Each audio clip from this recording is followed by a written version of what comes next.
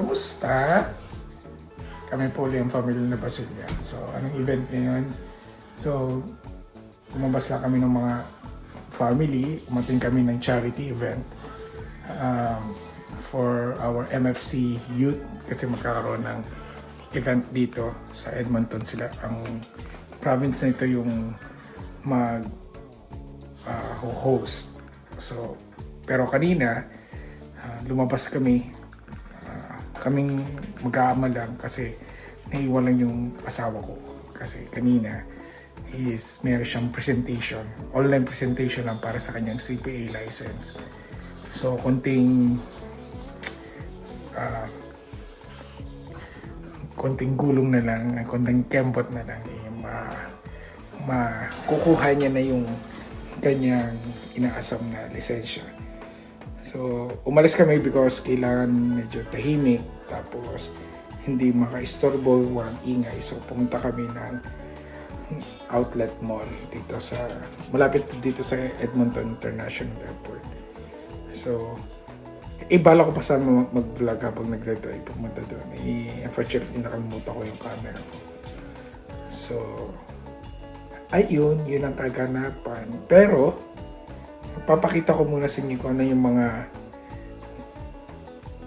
pagbabago o mga nadagdag dito sa bahay namin. Okay?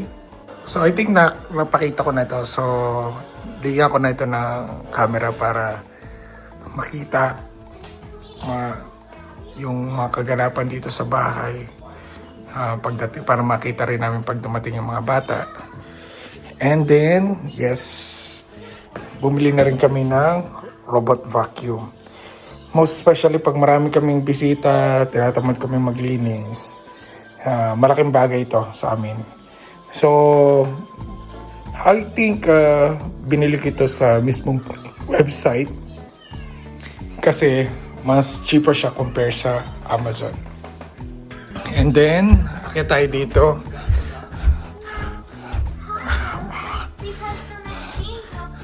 So, medyo magulo dito kasi dito natulog yung mga anak ko. Yan kasi pag summer, nandiyan sila tutulog habang nanonood ng TV. So, ito yung aming family picture. Yan, kung nakita nyo.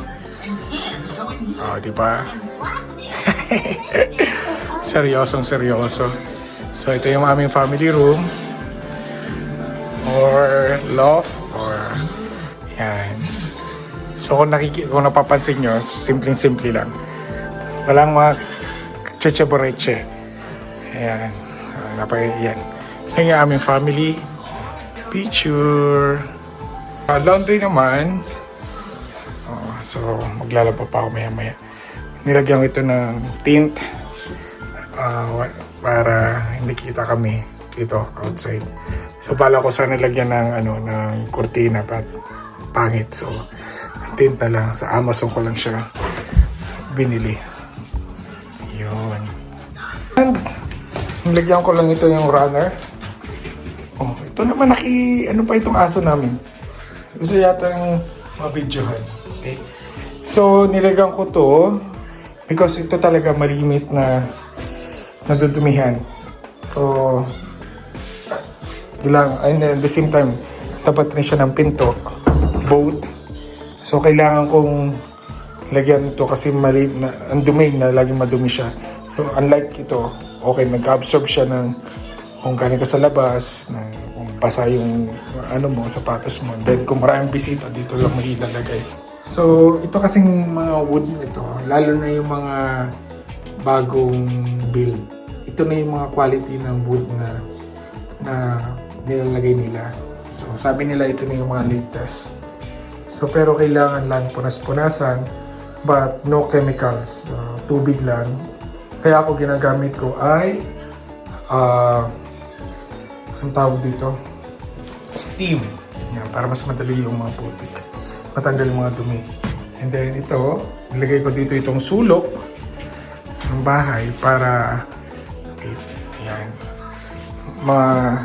hindi maging boring yung gilid ng bahay. Yung gilid ng area na to kasi masyadong empty. So, bumili lang ako sa IKEA nito. And iba, binili, ito IKEA, pero naglagay ako ng konti galing itong Dollarama. Yan. So, cute naman. Simple lang. And then, ito, painting ng anak ko, panganay ko.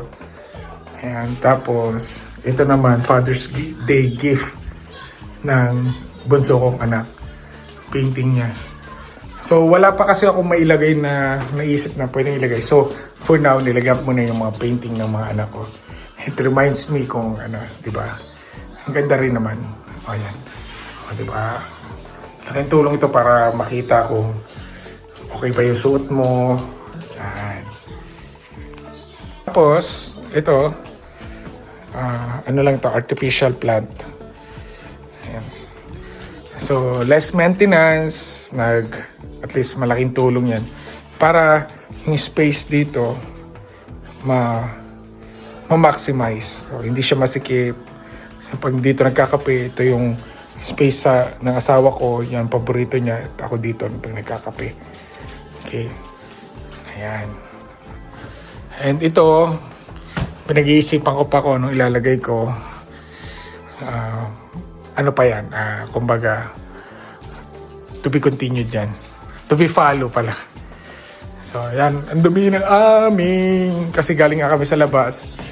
So, mamaya pa yan huhugasan. Ayan. So, ito. Yan lang po yung ano namin. Okay. And, may binili rin pala kaming Dyson. Wait. Pakita ko lang sa inyo. Ito yung Dyson.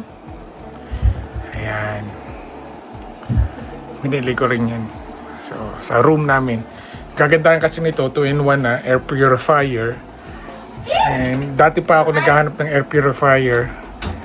So, ito na lang binili ko, plus may fan pa siya. And pwede siya maging heater pag need mo ng heater. Ayan. Sa Dyson Canada ko na rin siya binili. So, ngayon, ang next na project namin ngayon ay I think na nabanggit ko na wala kaming balak magpalagay ng AC, but ngayon we're planning to magpa-install ng AC kasi nung nakaraan na nag-31 ay napaka-init. Grabe. Ang problema kasi is yung area kasi namin is natatapakan sa may bandang east. So dito yung pagsikat ng araw, paglubog dito. So dito talaga yung sikat ng araw and mainit siya. Hindi biro yung init, yung humidity niya. So naisip namin, wala kaming kung kami lang, pero pag halimbawa mga pagpatak ng July, August, September na medyo mainit, and yun yung mga time na may mga bisita kami, lalo na magpatak ng August, birthday ng anak ko, September birthday ko, October birthday ng bunso kong anak, November birthday naman ng asawa ko. So madaming yung darating ng mga buwan, medyo palagi may tao dito. And then at the same time, pero papa-estimate muna kami. Nagpa-schedule na ako ng estimate, so kailangan kong compare kung ano yung mga yung mas mura, reliable na brand, syempre pang matagalan na dapat. Ayun. Of course, nakabook na kami. Ina-arrange na namin yung house blessing talaga ng bahay. So, it will be in the last week of July. Tama-tama darating yung kapatid ko from Toronto. Babakasyon sila dito. Yun yung kapatid ko na before nag-apply siya ng student visa kasi hindi ma-nominate sa Manitoba. So nagbabala kami na student na lang siya sa Alberta para makasama namin dito. Yung that time na yun is nasa Winnipeg pa kami na plano na lumipat dito. And then buti ang Panginoon, nakuha niya yung slot at nakakapag-down na siya for the tuition. And then luckily, na-nominate sila sa Toronto kasi nurse sila, mag-asawa. And ngayon PR agad sila sa London, Ontario. Ayun. So for now, nadudun muna sila, nag-stay, spend lang at least 3 years until makapag-apply sila ng citizenship. Kung balak nilang bumalik, pumunta dito for para dito mamuhay, walang problema kung citizen na sila kasi alam niyo naman pabago-bago ang dito ang policy ng kada province. So mas maganda na yung citizen ka na kung lilipat ka ng ibang province, gaya ng ginawa namin. Pagka 3 years namin apply agad kami citizenship, yung nag-citizen na kami, then saka nag-forgo kami na lumipat na Edmonton from Winnipeg. Kapitbahay namin. So wala pang may-ari niyan, possession pa. Possession pa yan. So hinihintay lang niya magawa para makapag-final grading na dito sa tagiliran at likuran ng bahay namin. So yung kapitbahay namin tapos na.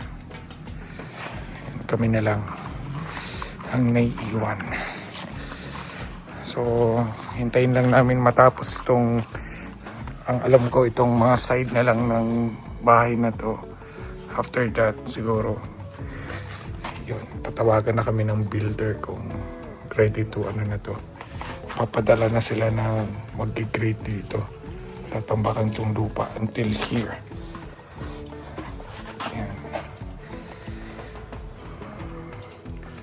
So mabilis lang to. Nag-start lang to gawa siguro mga mga February sila dito, pero yan siguro after bago mag fall season medyo partially tapos na to.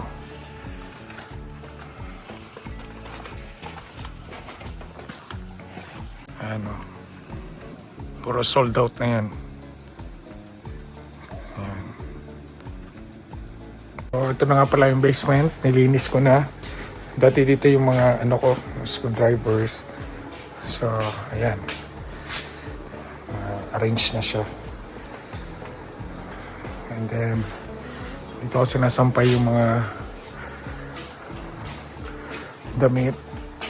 Tapos, ito yung mga collection ko ng sapatos. Diyan na rin siya. May TV pa.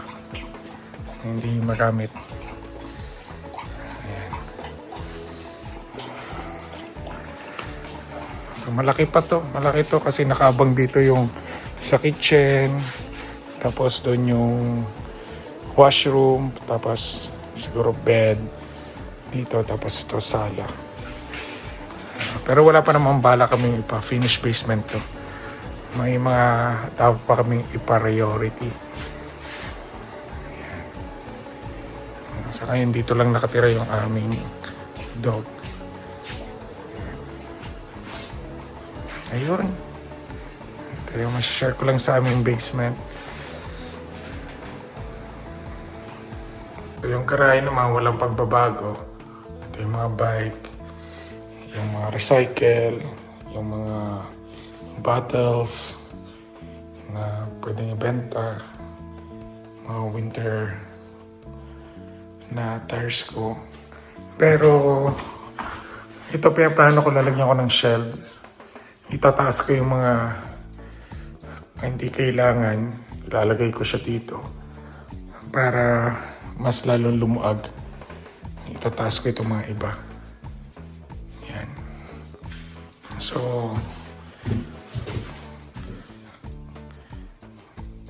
wala pa naman kami balak magdagdag pa ng isang sasakyan. Pero kapag may lisensya na yung wife ko, may space siya dito.